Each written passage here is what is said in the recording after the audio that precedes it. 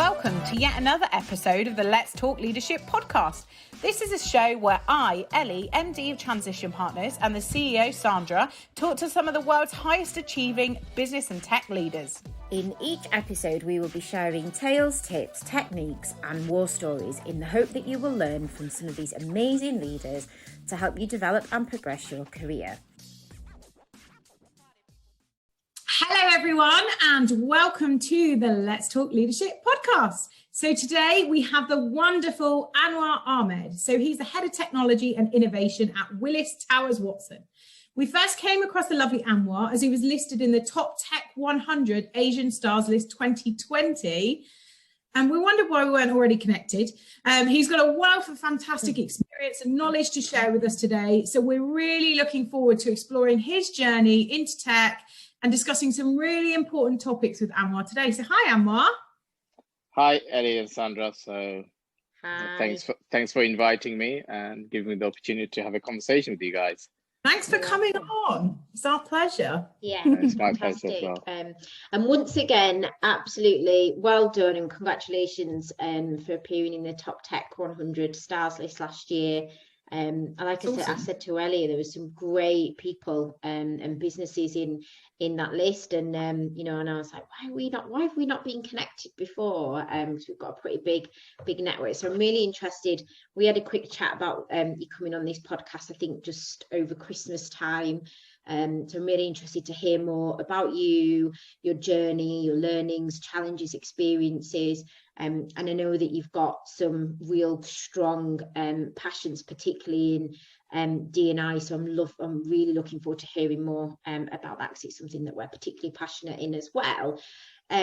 So just to start with, if we could have a really quick overview of your background and your journey and how you kind of got to where you are today, because I had a look on your LinkedIn profile and you've you've been involved in some great interesting things that I'd love to hear more about. Like I've seen that you've had some advisory positions. You started in a technical role as a developer, and I think you were. And earlier you still described yourself as an engineer, so it's interesting. Head of tech and innovation. He comes on and says, "I'm an engineer, aren't I?" So yeah. Well, I try to hold on to that, I guess, mantle as long as I can. But I think I've been doing engineering for quite a few years. Yeah, I mean, I can start off right from the beginning just to kind of let people know my background a little bit. So my family moved to the UK, God, almost over 35 years now, nearly 35. So I came first time, very little experience in the UK, and started secondary school. It was a big challenge without knowing the language, starting a whole new journey with the very few people that you know. But I would say at school, I wasn't the most academic person. It's probably the best way to put it. I think, like a lot of teenagers, I was more interested in, other stuff other than studying. I think it's only when I got to college, I started discovering engineering, microelectronics. And at that time, this is, I'm talking about kind of early 90s, the momentum for mobile communication was starting, and the internet was a twinkle in a lot of people's eyes, and what we have today wasn't even imagined. So for me, I've always been interested in how things work, and I think with microelectronics, the possibility of how you can basically solve what problems you can solve, and the type of technology you need, nothing was available. So it's kind of almost like everything was greenfield. So at university, I studied engineering, and I spent my first year working for a software company developing a voice codec, which goes into smartphones. Oh, cool. So I think at that point, I realized that actually software is the space I want to be. I remember trying to get into university courses doing software engineering, but those courses didn't exist back in the days. It was only computer science or electronics, and that was it. But I wasn't interested in the intricacy of the hardware side. I was more interested in the software side and what you could do with it.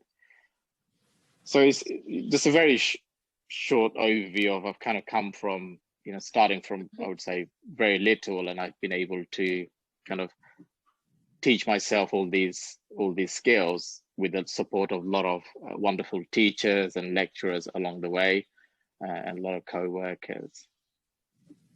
Fantastic. So you started, so you went into a development role, and looking at your profile and background, you've kind of gone through development to, I think you had some roles within more kind of like, as you say, telecoms, marketing and marketing. Yeah. You've been an advisor before, I saw, a founding member of a company.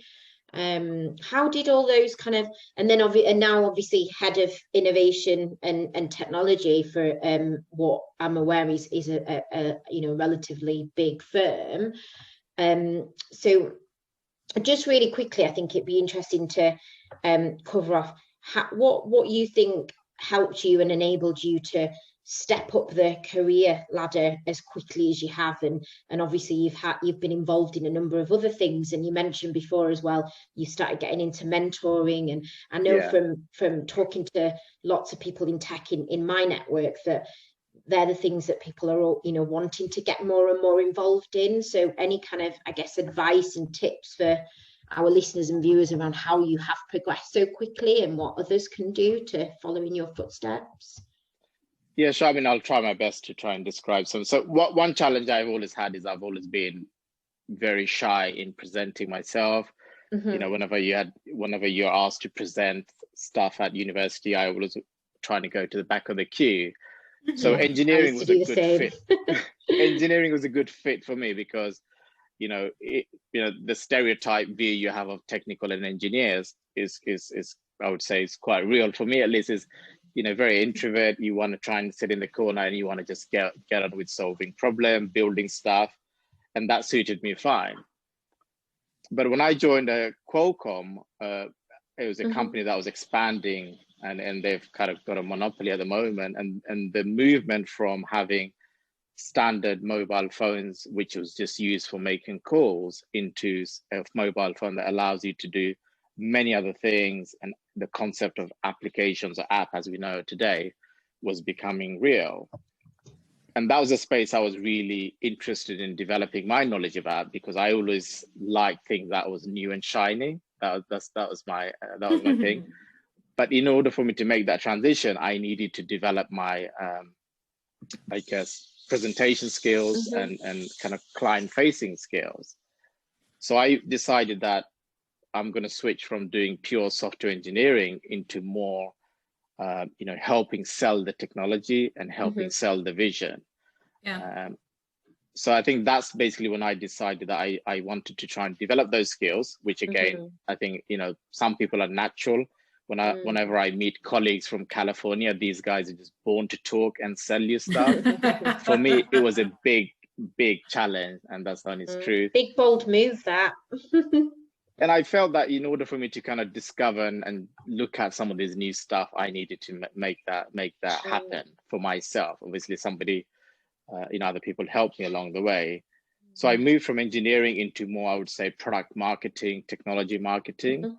And I started enjoying that role because you go in front of clients and you're helping them, you're obviously looking to sell your technology, but you're trying to help paint a vision of what that technology is going to do for their business. Either it's going to help them save money, it's going to help them generate revenue. So it's connecting the engineering capabilities and the sales, if you like, of a selling of a technology. And that's basically where I started switching from engineering into more product marketing and more client facing. And I think that started giving me more confidence to trying to get more into building my own business or doing a startup. So around about 2011, I had an opportunity to meet the co-founders of a company called Hymex. These guys were starting to build technology to develop solutions. So you pay as you drive or pay how you drive. And this is something I felt that I wanted to do, because there was technology out there, but I didn't think it was the best technology. So I switched from engineering to, more sales focused, working for, I think Nokia at the time, which had about 350,000 people, to going and working for a startup that had 0 employees, 0 revenue, 0 everything.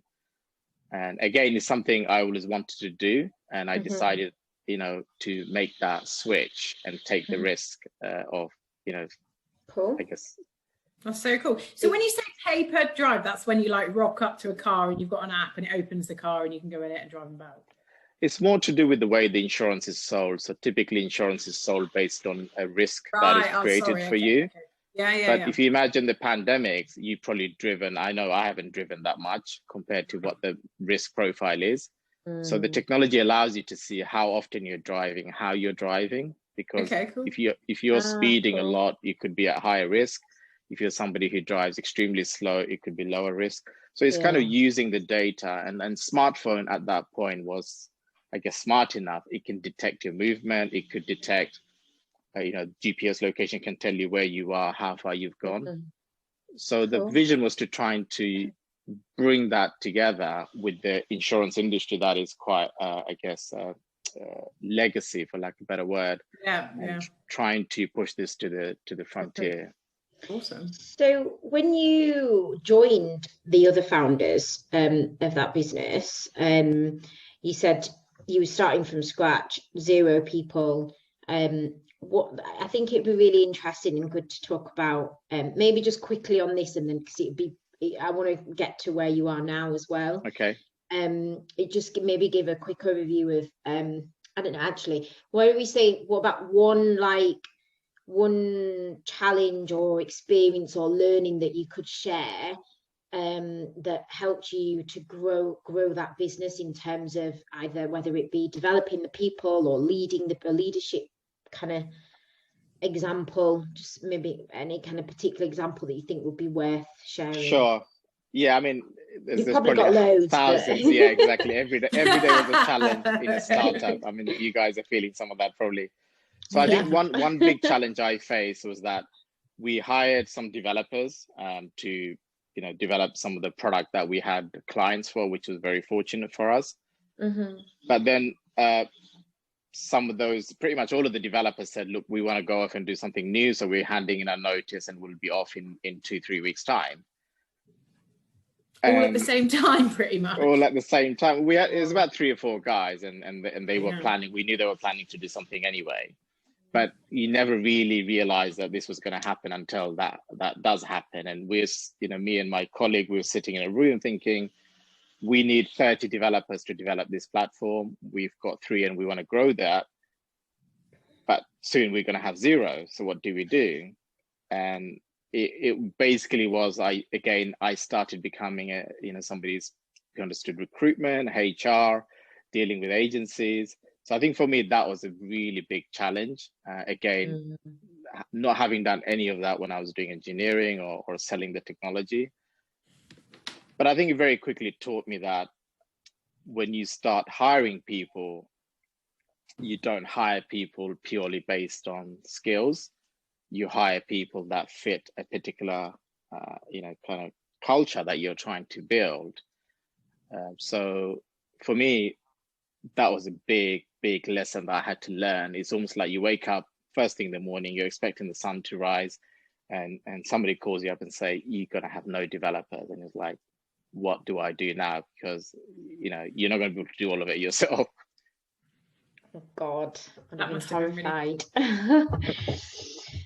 Cool. And so let's talk a little bit more about your current role. And I guess it'd be good to initially let everybody set a bit of context in terms of what Willis Towers do, and just a quick overview, and then we can talk more about your role and size of the role, how many people you're responsible for, etc. Be good. Yeah, it's a big old company. I think it has about 50,000 people based around the world. Its roots back in the 18th century, where it started off becoming an providing insurance consultancy to businesses and corporations. And that's still its DNA. It's largely acting as a consultant, as a broker, and also as an advisor. So the business unit that I work for is corporate risk and broking. So they basically are allowing corporations to buy the necessary insurance coverage and helping them define what coverage they need in a lot of the time. Within that department, we also have a business called Affinity Business, where we build the solution.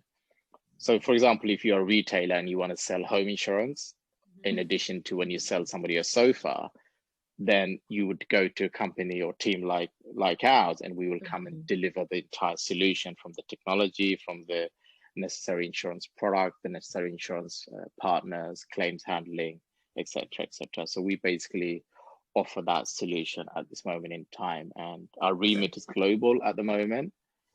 We have approximately 70 odd people that works within that business unit, who are largely focused on developing the technology, onboarding clients, and managing those clients once we've gone live. So it's kind of like a solutions-driven tech platform that we are building at the moment.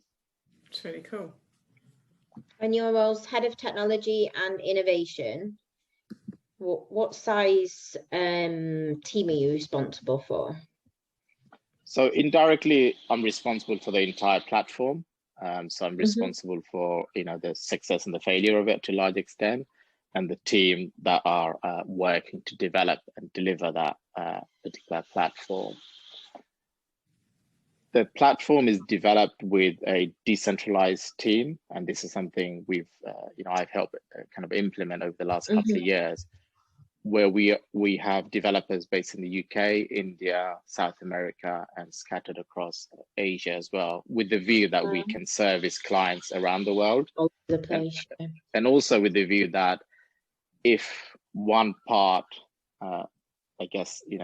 didn't grow fast enough, or you couldn't grow in certain countries, then you could switch to a different country much quicker. And I think it helped us a lot when we had, back last year in March, when everything shut down, the businesses shut down, everybody was sent home. I was just thinking that, we were already set up. We were working remote. We had the technology in place. We had processes, which it took a lot of effort to change, because for a corporation to make those changes where you have, this is how it's always been done and it works, why change it mentality, it took a lot of convincing, and I think that helped us overcome these challenges of lockdown much more quickly as well. That's fantastic. Well, hopefully you have some top tips to share for us today then around that, because I know that's a key challenge for lots of us. I'd love to know then, you sounds like you've had quite the journey, like as your roles have developed, it sounds like you've had to invest a lot on personal development to get you where you are today. And it sounds like you certainly pushed your boundaries a lot, particularly in the early stages of your career, stepping out from behind the keyboard, I guess, as an engineer. So I'd love to know more about like your leadership journey and how that's kind of evolved, and how you describe yourself as a leader now, and what your teams would say. So I guess the challenges you faced and your biggest learnings as a leader. Yeah, so I think, again, this is I think the word leader is something that probably I feel like, well, I don't really see myself as a leader. I see somebody who people can work with. So I think the style that I have adopted is more, kind of, if people are comfortable working with me or working for me, is the term I try not to use, because I would like people to work with me, and vice versa. I want to work with those people as well. And I think for me, that's my style, is that I'm kind of open to ideas and listening. And I'm somebody who's happy to respond to questions or concerns that people may have, either directly impacting what I'm working on or something else. So I try to be as open as possible from a leadership point of view. And I think my style also is that I'm quite a visual person. So whenever we start something new, whenever we are developing new features on the platform, I try to visualize what's in my head. So I try to put what's in my head into a piece of paper so other people can visualize what is it that we're trying to achieve. Because ultimately, whatever technology we're building, especially in the insurance industry, it's not that exciting, I'll be honest. It tends to be nuts and bolts. It's very functional, but ultimately somebody has to use that, whether it's a consumer facing or a business facing solution. Somebody has to interact with that technology. So my style always has been is trying to paint a picture that allows everybody in the team to see the nut you're building. How is that going to deliver the spaceship that's going to go to the moon, kind of analogy. And I want people to kind of understand that everybody is contributing in a small way for the ultimate objective. But my style is pretty much, you know, I try not to be forceful. I try not to force people to do things they don't want to do. And I would like to think I'm a good listener. I'm sure a lot of people may disagree. And I try to help people. I try to be as approachable as possible to people, not just for work purposes, because, you know, I think, you know, one thing I've learned is that work is something that you see and there is output, but the person who's working has a life, has a family outside work that sometimes impacts the work they're doing. So the more I can understand about that person's life, the more I can help them be more productive. And that's something that I try to, you know, use myself, is the productivity or production rate, or, you know, whatever the formulas are, is if I can make individuals in the team productive, then I'm doing a good job. If they're not productive, then I'm failing as a leader, because it's down to me if these people are not performing, if they have a personal problem, if the tools I've given them is incorrect, if the vision I've delivered is the wrong thing and they're not behind it, then they're just going to be very, very non-productive. I think that's awesome. So you like to get people bought in from a personal level, which is great. Perfect. Yeah, no, fantastic. And it helps me connect with those individuals, because ultimately, you know, I'm working with these people. They may be looking at me as somebody who's giving direction, but I'm interacting with these people on a daily basis. And, you know, sometimes, you know, even if you leave companies, I try to, you know, I've developed lots of friendship with these people. So it's time together, don't you? Well, you spend more time together working, don't you, than you do, I guess, with your family. And it's and the other thing is that now more than ever in the last year or so, that approach that you've just talked about has become even more important, to really getting to know your people and understanding your people and their you know, personal, anything that's going on in their personal lives is, you know, for those people that have worked at home for such a long time now, it's almost all merging into one, isn't it? So it's important now more than ever.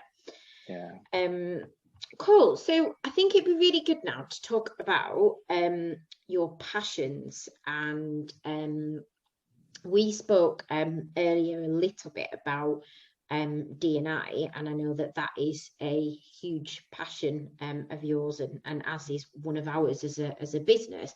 So it'd be really, really good to spend a bit of time talking about why D&I is, why you're so passionate about D&I, and you know, kind of, I guess, blend that into your journey within D&I as an individual, and then we'll link it back to the business that you work for. What are you guys doing at the moment to ensure that you know, those numbers are met, and those that you're making that difference and being as inclusive and diverse as possible? Yeah, sure. I think it's a really, really big subject, and it's something that's very close to my heart. So I think as a corporation, I'll give you a corporate line. So Willis Towers Watson is basically currently, you know, heavily involved in inclusion, diversity. You know, this is promoted internally very clearly, and in fact, a lot of people are given kind of personal goals to try and either learn or, you know, take more knowledge on board and implement those in the team. Is part of the recruitment process as well. Cool. I would say it's very early days within this corporation. Like I said, this organization dates back in the 18th century, so it still has a lot of, you know, kind of growing up to do. I think from me on a personal level, insurance has one of them industries as well, isn't it? Insurance. Absolutely, yeah. Insurance and banking. You know, the stereotypical view that you see on, you know, a lot of the Hollywood movies. Unfortunately, that's the reality in most companies still. But it's changing. I think a lot of the startups and younger and shorter companies coming on the horizon are breaking those stereotypes. And for me personally, as again, growing up in London, in Tower Hamlets, where you're literally on bordering the city or the square mile, like, you know, when you cross the road, it's almost like you're in another world. You know, the analogy I would use is probably the Truman Show. You kind of leave the boundaries and you're outside the bubble, and vice versa. And I went to college in the city as well. So I knew what the city was about, but I didn't see easy way for me to enter the city. Because it was been dominated by particular groups of people from certain backgrounds. And so you knew that from a young age then? So you're saying you identified that? I saw it. I think I saw it because I went to college in Moorgate, which is within the square mile, and growing up in Tower Hamlets, which borders the city. You could see the buildings going up every few years.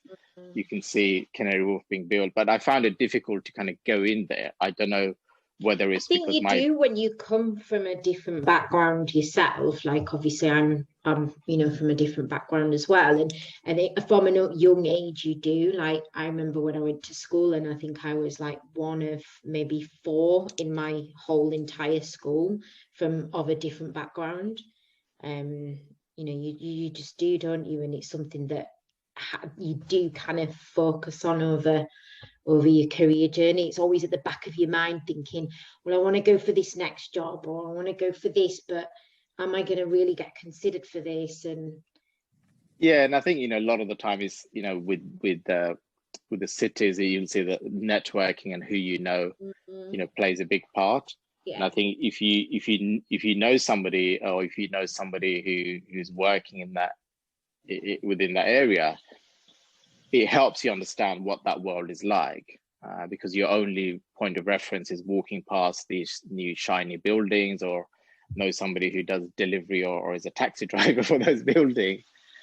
So I think for me, when I was able to work for a corporation that resided in the city, or and had some connection into the city, I always try to understand a bit more about the company, the culture, and what makes people tick, because I guess I wasn't proactively looking to get into the city, but it just made it easier to work in the city because I lived in London, and commuting for jobs, you know, into, I don't know, Farnborough or somewhere in the M4, it just took longer. So I guess selfishly, I was looking for more sleep time. Sleep city was the easier. Aren't we all? I know. What do you think we can do? What do you think that we can, as a community, we can all do, and like the companies and, you know, all those techies in communities and local businesses, etc. What do you think, like, what have you done, or what ideas do you have that where we can continue to, you know, to break that stigma and make a difference? And, you know, because there's lots of individuals and businesses that pretty much just use it as I've got a D&I advocate in the business, or I've got that person, that's their responsibility, tick the job title, and that's it. But you know, we're passionate about this. What can we do to really keep plugging away at it and changing ways and increasing diversity and inclusion? I mean, there's lots of different things. I think it has to be done at the grassroots level. So it's got to be engaging with you know, people when they're at school, college, at universities, or doing apprenticeship. The kind of things I've been involved in the past is that where we basically run not necessarily workshop, I think it's probably the wrong word, but kind of like seminars, and inviting students from schools and colleges to these seminars, not in a conference hall, but in these buildings where these meetings would get held. So you book out a meeting room that holds maybe 30 people, which is quite a commonplace in a lot of these meeting rooms in the city. You invite 30 students and you kind of give them a tour of, you know, this is how life is within these buildings. So and cool. I think what it does, it opens people up to see, well, actually, you know, I may not want to work in an IT department, but I may want to work in the finance department, or the legal department, or the project management department, or human resource. And suddenly you start thinking, well, actually within this building, there's about 300 different types of roles. that I could go for, and giving the confidence to those individuals, whether you're, female, whether you're from a minority background, whether you feel that actually you don't have the right skills to go for these roles, it shouldn't stop you dreaming, because once you enter these buildings, you may find other ways to basically get to that role.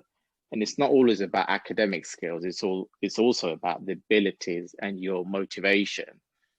Because if you don't have the motivation to go and do something different, it doesn't matter how much studying and books you read.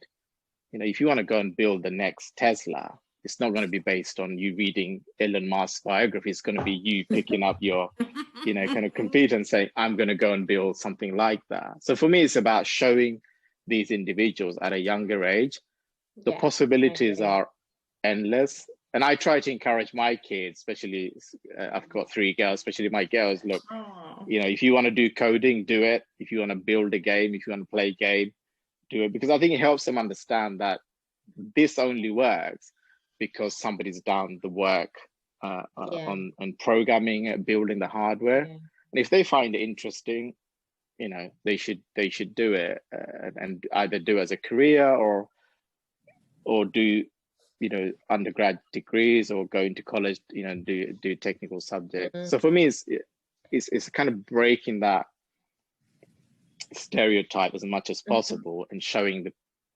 younger people that the opportunities are there. It's possible, and it's possible. It's such a simple idea, but it's one I haven't thought of or heard of before, but I really, really like it, because it's just something really easy, isn't it? Like you say, inviting them into the office, talking about what you guys do, and opportunity. And you can imagine as a kid, like thinking about the school trips you used to go on and things like that at a young age. Something like that would really leave a lasting impression on you, wouldn't you? So I remember careers day in primary school, when people's parents all came in from all different industries. My dad did a talk as well, and things like that. It's when it brings things to life, doesn't it? So I think I think that's really great, and breaking down those mental walls that people naturally put up, whether society's put in front of them, or whether it's also just personally you feel like you can't break down them barriers or apply for that job and that opportunity. It's brilliant. It's a great way to break it down. And like you said, I think then mentioned about sponsoring people is really important. So I think that's really great. And I think you mentioned earlier you get quite involved in mentoring. Is that right? Yeah, and I don't do as much as I have done in the past. Again, a lot of it is time, but I could also use that as an excuse that I don't have enough time. I think for me, I try to do that, not just say I'm mentoring somebody, but when I'm working with other colleagues, I'm trying to say to some of the junior guys, look, if you feel that you want to continue to the path of doing more programming, do it. But if you feel actually you want to be more customer facing, I want to give opportunities to these guys. So whenever we have clients who want to see demonstration of our technology, it typically comes into my inbox to try and organize. So I try to pick individuals who I know may enjoy it and say, hey, do you fancy doing a demonstration of this with this client? I had one guy where he did a couple of demonstrations to large car manufacturers. And he said, oh, that was really good fun. Thanks for the invitation. At first, he was very nervous. He's like, what do I say? Who do I say? I don't want to say the wrong thing. So at the end of the day, you build something, how it works. I know the challenge I had is the confidence of explaining somebody, how bits and bytes and microns work. It's not that exciting. But if you can paint a picture to then individuals saying, hey, with this, you can build yourself an iPhone 11 with 10 megapixel camera, people understand that, but they don't understand the fact that you have probably 500-600 different components that puts that together. But they probably don't need to know that either. You just need to know, hey, have confidence in me to build that and make it work. It's quite often that confidence thing, isn't it? And you've obviously, and also putting yourself out of your comfort zone, and I think you've done that quite a few times. I think the message I'm getting is that you've pushed yourself, but in order to push yourself and develop your career, you've had to step outside your comfort zone quite a few times. But it sounds like you've done that yourself. You've taken that decision to do that, but not many people do that, do they? Like, it's quite a difficult thing to do of your own accord. Hugely. And I think, especially with jobs, I mean, the fundamental of working is to get paid so you can, have a comfortable life, pay the bills largely, and look after your family. So I think, in order for you to switch roles, and especially switching from, a corporate role into a startup, it's a massive risk and a massive gamble. But I remember when I was at college, I read this book, I think Path Ahead or something like that. It was one of the earlier Bill Gates biography. And I think one thing I remember reading that was, I don't remember the whole book, but it's all about finding something that you think you can do better or solve, and then saying, actually, I'm going to take the, I'm going to take the risk and say, yeah, I think I can do that. Yeah. And then if it doesn't work out, you say, well, at least I've tried it. Yeah. And then you have figure regrets. I think nowadays I'm probably more comfortable putting myself outside my comfort zone than probably for the first time. But don't forget also there's excitement as well when you try something new and something different. I think the human nature, that on its own is exciting, and that's probably the reason a lot of people, probably will jump out of an aeroplane with a parachute, because it kind of gives them that rush. Nothing more than that. So I think there is an element of that. I think I draw the line there. Won't get me doing that. Yeah, not for me either. I'm sure you'll one day. But I think it kind of gives you that excitement in trying something completely new. And I think coming from Bangladesh, moving to the UK at a young age, when it's like, wow, I didn't know it snowed here. I didn't know that, in my country, very conservative, men and women don't, mix and work in the same environment. And you go into school and you see people behaving completely differently. The way you're taught is very, very engaging. And I think from an earlier age, I started thinking, well, I want to try something different after a certain number of years. And having the opportunity to do engineering, to do more kind of marketing, do a startup, work for large corporations, I think this is becoming my comfort zone now, that I have to be uncomfortable every few years to be comfortable. So good. And that's what creates really growth. Yeah. Like that uncomfortable feeling is where personal growth comes from. So that's awesome. So what's on the agenda then? What exciting things have you got planned for yourself and Anwar? Like what's the future looking like, and anything you can share with us that's exciting and on the agenda for you? Yeah, so I have a motto that, change is constant. So, whether you like it or not, change is going to happen. Yeah. And so for me, the technology, horizon for insurance industry is changing very quickly. Yeah. I think if you look at how insurance was purchased as a consumer 10, 15 years ago, from the days of filling in a form to, calling somebody on direct line and then doing everything online, it's made a big difference. Yeah. But it's just the tip of the iceberg, in my opinion. When you consider the amount of sensors that you have around your house, the smartwatches you wear, phones that you carry has got sensors, the car you drive has sensors. The data alone is going to give somebody a very clear idea of, what Elly's doing, what Sandra's doing, how often they're going out, are they doing enough exercise, do they have their house heated all the time, are they well insulated? There's a lot of information. So if you take some of this data and you can apply it to new way of doing risk, new way of basically insuring individuals or their assets, I think you can make a lot of changes and impact. I love that. A lot of people's lives. Gosh, if you look at examples, examples, it sound cool then. Yeah, no, that's what is exciting.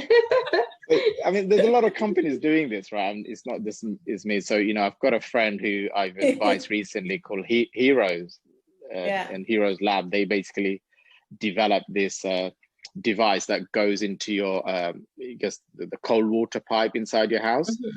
And they can monitor the flow of water to the point they can tell you, I think this person just flushed the toilet to they're having a shower.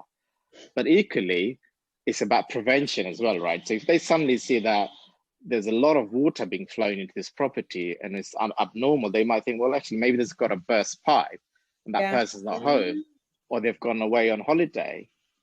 And I've had this when I was at university. We had it was a cold winter, the water pipe burst. We woke up in the morning and the entire living room was flooded, right? Yeah. So technology can help prevent these events from happening, like with cars like Tesla, which can basically drive itself and potentially avoid hazards. It starts to change how insurance is done. So I think for me, that's going to be the exciting space I want to be part of. Yeah. Really cool. Whether that happens within a corporation like Willis, or whether I go and do something more niche. The advantage of doing something small with the small groups of people is that, you can get it right, you can get it wrong. If you make a mistake, it's your fault, it's nobody else's fault. But equally, if you can get it right, you've done something to solve a problem, or, invented something new. So for me, that's going to be horizon from a technology and insurance industry point of view. I think on a personal level, I would like to try and do more when it comes to getting people from other community involved in this industry as a whole, because I think, I work with a lot of colleagues who haven't come from the engineering line, who haven't done traditional insurance career path. It helps solve problems in a different way, and it kind of enhances the team's culture as well. I think for me, those things are going to be important for the future, but I'm going to try to hold on to my engineering badge for as long as I can until somebody tells me I can't. Wear it with pride. I've loved chatting with you today. Yeah, it's been so fantastic hearing your story. Super interesting guy. And well, if anyone wants to get in touch, what's the best form of contact? Are you on LinkedIn or Twitter? Yeah, I mean, LinkedIn, Twitter. Yeah. I'm pretty much on all this platform out there, but LinkedIn is the best one because I've published all my personal contact details on that as well. And I try to Clubhouse now as well. No, I was just going to mention Clubhouse. Yeah, we'll get you on about that in a sec. Yeah. Awesome. All right, it's been a pleasure having you on the podcast. Thank you so much for your time. Thank you so much, guys. Yeah. Thank you. Take care. Thanks a lot. Take care. Have a good day. Bye.